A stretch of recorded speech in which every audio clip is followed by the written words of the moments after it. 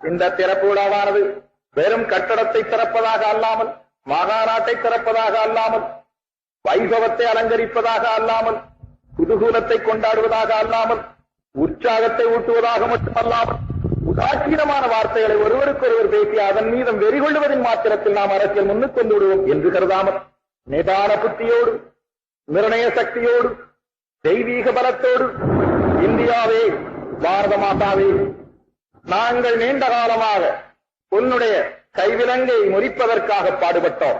பாடுபடுகிற காலத்தில் நாங்கள் பட்ட இன்னல்கள் பல. ஆனால் எங்களுடைய பாடு அப்படியே நடந்து கொண்டிருந்தாலும் எங்களுக்கு அதை பற்றி கவலை இல்லை. எங்களுடைய பாடு பகைத்து கெடுக்க முடியாத ஒருவனை அடுத்து கெடுக்கலாம் என்கிற பழமொழியைப் போல, எங்களை அழிக்க முடியாத ஆங்கிலேய வர்க்கம் எங்களை சின்னாபின்னப்படுத்தி சிதைத்து ஆளலாம் என்று நினைத்ததில் சிதறுண்ட எண்ணத்தை கொண்ட ஆங்கிலேய வர்க்கம் 3ஆம் பாட புத்தகத்திலே நாம் முன்னால் படித்த கதையைப் போல 4 குதிரைகள் பூட்டிய வண்டியில் சில பிரயாணிகள் மலை பிராந்தியத்தில் வருகிறார்கள். வருகிற பொழுது சென்னாய் கூட்டம் அவர்களை தொடர்ந்தது. அப்பொழுது ஒருவர் சொன்னார், நாம் குதிரைகளை வேகமாக விரட்டினால் தப்பித்துக் கொள்ளலாம் என்று. அதற்கு மற்றொருவர் சொன்னார், குதிரைகள் சென்னாயை விட வேகமாக ஓடலாம், ஆனால் சென்னாய்கள் எவ்வளவு தூரம் இழப்பில்லாமல் ஓடி வருமோ அவ்வளவு நேரம் குதிரைகள் இழப்பில்லாமல் ஓட முடியாது. முடிவிலே குதிரைகளும் நாமும் இரையாவோம். அப்படியானால் நாம் இந்த வண்டியையும் குதிரைகளையும் விட்டுவிட்டு மரத்தில் ஏறிக்கொள்ளலாமா என்ற யோசனையை மற்றொருவர் சொல்ல, மரத்தில் ஏறிக்கொண்டால் சென்னாய்கள் வட்டமாக படுத்துக் கொள்ளும் மரத்தடியில் அவைகள் ஒன்றுக்கொன்று பகுதி பகுதியாக இறை உண்ணுவதற்கு போகும், மற்றவர்கள் காவலுக்கு இருக்கும்.